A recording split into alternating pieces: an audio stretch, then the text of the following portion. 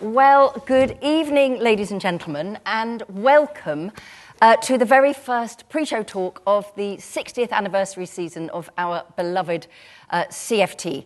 I'm Kate Mosse. I'm a novelist and a playwright, and as you know, I have the great good fortune to do all the pre-show talks here. There has been a joke for the past few years, would I be interviewing myself?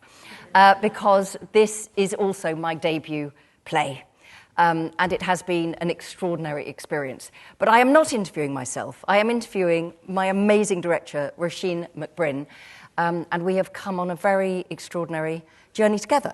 So I am going to ask you questions as if I don't know the answer, because they do not know the answer. Great. So long as, Kate, I can ask you questions as well. Because let's face it, you're Kate Mosse and this is Chichester.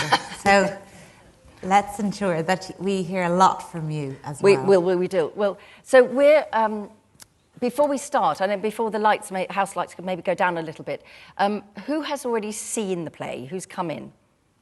I've seen it. Well, you just stole in the back. No. Brilliant. And who is going in tonight? Fantastic. Okay, so no spoilers. No spoilers for any of this. We've deliberately made... You can't see what you'll see when you come in at 7:30. That's the thing.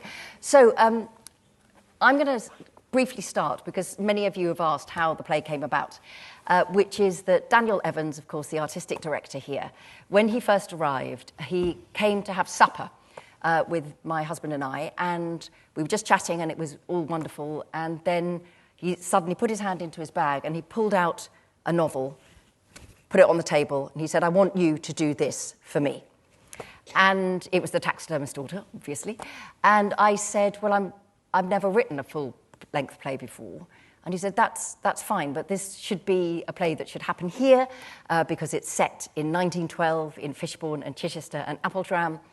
And I couldn't get on with it straight away, but and of course it should have been in the pandemic times. But now it has worked out beautifully to be opening the season with a play about here, set here. But then, of course, the key thing was, there's been lots of changes and all sorts of bits and pieces, was what Róisín and I talk about, the chemistry test. So tell us a bit about how you got involved. You know, how did Daniel get you involved? So I got a call from him one day asking me if I would have a read of what had become Kate's adaptation. And I hadn't read the novel yet, so I said to him, hold on, shall I read the book first or the adaptation? And he said, I want you to read the play, see if that chimes with you, and then, if it does, move forward with the book. And I read it in one sitting, and I was absolutely intrigued. For me, it was about the world, about the Gothic nature of it, about the kind of spook underneath it all, but also using all of those things to tell the story of two young women who are in lots of ways and for different reasons separated from their own agency, and how they find exactly that through the course of the play. I loved as well what Kate had done in terms of the poetry of the piece, and by that I don't mean verse, but there's a lot of music that Kate had included in the play, and a lyrical element to the core of the piece that was really, really attractive to me. And it was also about the prospect of this stage and this place and that story on this stage and in this place and for all of you. Because I had come to see work here as a director and someone who goes to the theatre, obviously, it's kind of famous across the country, and to consider this play here in terms of scale, but specifically it being a story that's set here was really, really attractive. Because it's your debut here as well. It is, yeah. Yes. So the pair of us are debuting on this stage. Exactly.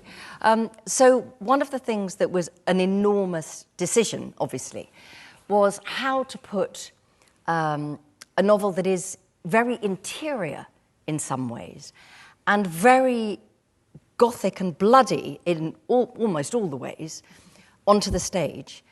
And allied to that was I love the landscape of the Fishbourne Marshes, but obviously you can't put the Fishbourne Marshes on the stage. They have, from time to time, put water on this stage and made an environment that is very much, some of you will remember Neville's Island, but I can tell you that not even the end of the run, you would come onto the stage and everybody was being bitten to pieces because it was covered with bugs. That was the really big challenge for me about the adaptation, is what is the core of the story and how are all those internal things going to be done? And then I learnt the most joyous thing, and it's almost as joyous as having finally, after 60 years, my own lanyard. And it was to realise that I could say that there is a flood. And I didn't have to deliver it. Yeah. Somebody else would have to work out how to make the flood happen. So when you read the script to start with, you must have been thinking, how are we going to do that? There must have been several red flags about this is going to be hard to stage. Yeah, or green ones. It is also about what's exciting, and what's a challenge, but also what, in terms of audiences and the world that we'd be creating, what the potential is, like who we could get on board as collaborators for this, which we did. We've got a brilliant design team who have really come up to those challenges, I think. But that kind of thing is really attractive. But you know what, Kate? I'd love to go back a step, because you're diving into the adaptation, whereas actually, in the very first time you began your first draft, what were the biggest challenges for you? The biggest challenges were, how many of you who've read the novel, actually? No. Yeah, so, I had to proceed as if nobody had read it. That's the first thing. I knew many people here would have read it, of course, but my job is to put it on the stage, and that's been the biggest joy of the last week of performances. Firstly, that there have been such big audiences, and secondly, the audience reaction has been, beyond my wildest dreams, actually, in terms of emails and letters that the theatre's had and all the noise on social media. And it's people who haven't read the book are having the same experience as people who have. And that was very important to me. Those of you who haven't read this book, there are two lead characters in the play adaptation, a young woman called Connie and a young woman called Cassie. And they are connected by a terrible event that happened 10 years in the past. And they are, if you like, the progress of the play is the moving back to the memory of that night in order to be redeemed and saved and to move forward, to be able to get their lives back. They're young women who will not be victims of what happened to them. And that's the core of the novel, and that's the core of the play. But everything that Cassie has in the book is inside her head. She rarely speaks because she is very removed. So that was the first challenge, about how to animate her and put her on the stage. And then, you are going to see, because the theatre has done me so proud. I said I wanted to write a big play for this beautiful stage. And I know so many of you are long-term supporters of the theatre, and it drives us all mad when this beautiful stage isn't used. There's just a tiny bit in the middle and everything else is kind of ignored. But, as you all know, that's the Olivier point, and he stood there, and the stage deserves to be used. So you will see a very big cast tonight for a new play, and we have what are called supernumeraries, who are 8 wonderful people who are local, who are making up the townspeople and the wedding guests, and I think a couple are in here tonight. If you are, I'm waving at you, and thank you so much for what you're doing. But actually, there's many, many more characters in the book. Many more. And many more plot lines. Many more plot lines, and everything about a novel is about creating an entire world. My job as the writer of a play is to create the story and the dialogue, and then hand it to Róisín and to Paul Wills, the designer, and all the amazing videographer and the film and the sound and the light, because you cannot imagine what you're going to see at 7:30, because obviously we've stripped it away, so you don't see it now. But that was the biggest thing that I had to learn, is that all of the richness of the subplots, the plots that are nothing to do with the main story, had to go. Mm-hmm. Because you can't keep going back in time, keep going back. You have to be, what is the arc of the story here? And that took me, I would say, a year, probably, thinking about it to get it right. And realise that, okay, yeah, now I know how to tell the story. It's exactly the same story, but it had to be slightly shifted when I came to write it up.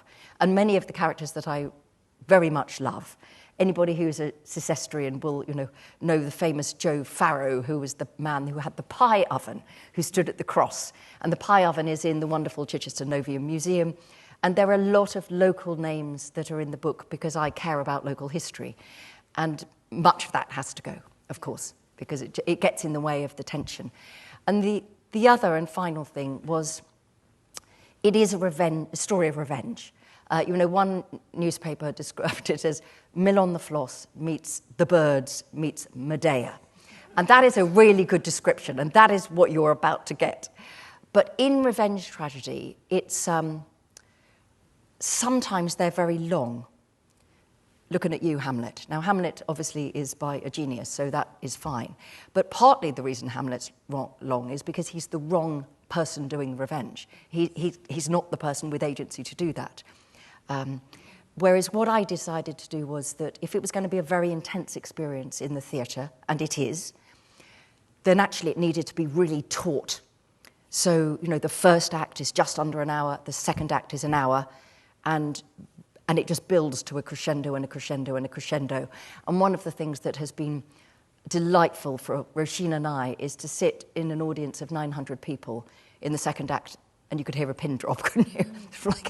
And that was a deliberate thing, that it wasn't going to be, a long show. It was going to be like, okay, in we go. Kate, can I ask you as well? I remember Kate was brilliant. She was so generous with her time in rehearsal. We had a 5-week rehearsal period, and Kate came in and out. But for the first 3 days, she was with us full time.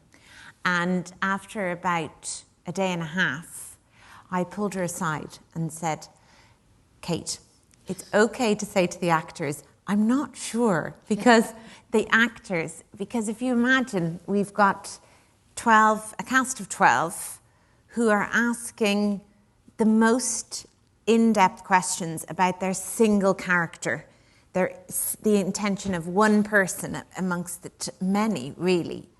And, did they have a little sister? What happened to them when they were 12? This is the person who runs the post office. Yeah. So it's not a big part. Yeah. So what happened to my mother? Yeah. But what about that process of coming into rehearsal, and from your perspective as such an accomplished writer, but that was a new version of you as a voice? Yes, it's been an extraordinary experience because this is a new career at 60 for me.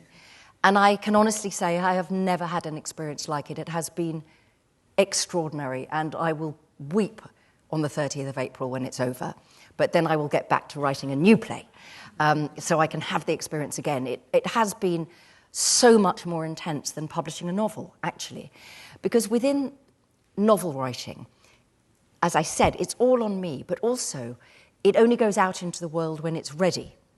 It's as good as you could possibly make it, and then it's publication day, and it's everywhere, and the posters are everywhere, and you do big events, and it's like that. And it's just you, performing yourself. The thing that I found very difficult, there's something here called the Commissioning Circle, which is an amazing group of people who financially but also emotionally support the theatre. And there's also the Playwrights Fund. And one of those things is that, of course, they have access to come in to rehearsals and to dress rehearsals and see it at the beginning. I found it very challenging that people were seeing a work that wasn't ready. It's completely not how it is. And you kept saying to me, Kate, the previews are about putting it in front of the audience. And that's when you do the really hard work. And the difference between the show that I saw on our very first preview, which apart from anything else, we were missing an actor from COVID, and an understudy had been employed and had arrived in the space of about 8 hours and did brilliantly, was that was part of a process which I had never experienced before. And I can honestly say that Friday preview was the worst experience of my professional life. I hated it. I was looking at everybody thinking, what were they thinking? And it was only at the end when suddenly people were standing up, and afterwards when people were saying to the front of house staff, that was incredible, I thought, oh, maybe we do have a play then. But I hadn't felt it until that moment, and I found the whole of that experience, because I never see 900 people reading a copy of my novel at the same time, obviously. Yeah. And even if I do, the only time I ever went up to somebody who was reading one of my novels that I didn't know, I went up to them and said, that's my book. And he said, no, it isn't. I bought it in Smith's. No. And so I never did again. I love it. But this is the thing, and the major difference with theatre is about an exchange that with you as the audience, when we're making a piece, we listen to you, and that could be about listening to your silence, listening to your coughing, which sometimes is a sign of what you don't want, or laughter, of course, and your responses, or where you don't hear things. No, but where the response lives, we can literally hear it, and that's what previews are for and about, to see what lands, how things land, but to also see what doesn't work in terms of the rhythm of a piece, that there's a moment where it has to be shared, and that kind of circle needs to be embraced and going towards a place of completion. And we've been trimming words, trimming lines, right up until now, really. Yeah. The play script is published, but we will do a new edition of the play script. It's not very different, in fact, but it's just every now and again you can hear that a word isn't quite the right word, and that's been an extraordinary experience, because I've always had that with novels. Sometimes I will open up a novel and think, oh, what were you thinking? And I've always wanted to be able to go back and excise some of those things. Can we talk a bit about casting? Because I think you made a wonderful decision that this was going to be terrific actors, that we were not going to be looking for very, very famous women to play the two leads. They're both young roles. To avoid, for me, in part, the idea of you all watching and thinking, oh, that's the woman from Downton, and we wanted as a brand new play for it to be not a blank canvas, but for them to be those characters for the first time. So can you just say a little bit about, because actually I don't know how you went about casting, really, because I wasn't involved in any of that. So did you start with Connie and Cassie and then ripple out, or just say a little bit about? Yes and no. They're obviously pivotal. What we did have, Kate and I, was we did a workshop together in November where we had a cast of, I think perhaps 14 at that point. So we had an opportunity for us to understand one another's taste in terms of actors, which was significant and important from my side, to understand more about the characters and how you see them, but also who you like in terms of what style of actor, you know. So there were people from that workshop that both Kate and I said, let's hang on to in the back of our minds at least, and hope they're free. But let's make sure that we're casting particular individuals first. And one of the big decisions that we made, along with Daniel Evans here, was that in the same way as we would introduce elements like video to this 1912 world, we would also ensure that the cast on stage reflected the diversity of the United Kingdom in 2022. And that was something that was important to how we went about casting. It was definitely about pairing at certain points. So when it was about Connie and Cassie, we auditioned various combinations together, because they actually only share one scene, but it's a pivotal scene, and there was something in the optics of what the pair looked like from a distance that was very important to getting to that place. But the characters are so clear that the casting, in lots of ways, was quite easy. Although it was lengthy, as these things are, it was, I could see, and we worked with a brilliant casting director called Charlotte Sutton, who we were absolutely aligned with the lists of people we were approaching, because the characters are so strong and clear in terms of who they are, which is frankly half the battle when you're looking for a cast and going to create a company, you know. So we had a brilliant time with casting as well, because actors came in and they were really enthusiastic about the play, and I feel like we met more interesting people because we gave ourselves the challenge of ensuring that there was ethnic diversity on stage as well. I think the other thing that when I would go back in the room, just to the rehearsal room a week later, this is a story with serious themes, but whenever I would go in, everybody was laughing. Yeah. Because there was this great sense, and I do feel, and it's something that I will say to the company tomorrow night before our press night, is that I will never have a debut play again. I will have other plays. I know that now, and already, in fact, I'm working on another one. But I will never have a first play again.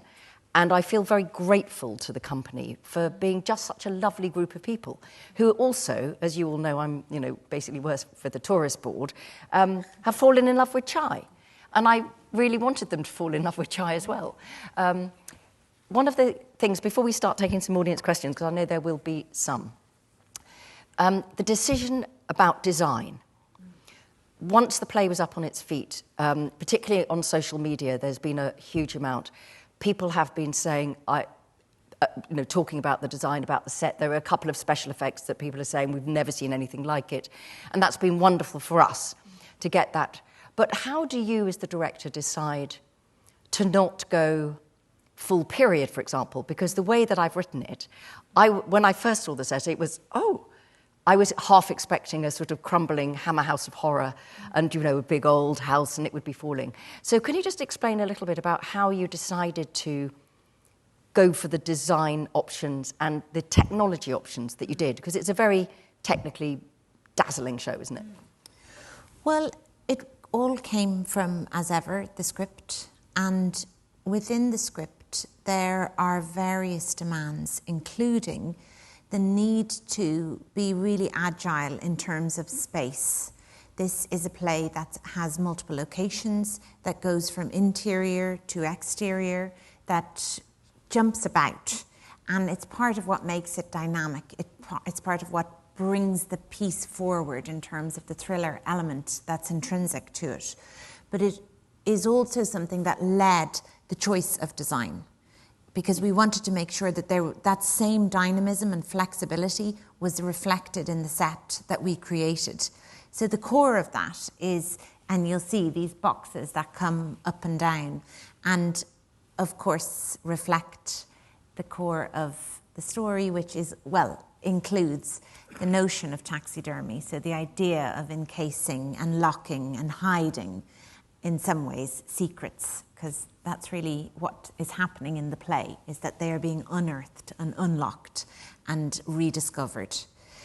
The other thing was about the challenges around things like water, storms, murder, and trying to answer those elements whilst also trying to ensure that conceptually the world is extended, that it's not just a place, but there are metaphors, there are concepts, there are symbols encoded that the audience have hopefully the pleasure of decoding as the course of the play moves forward.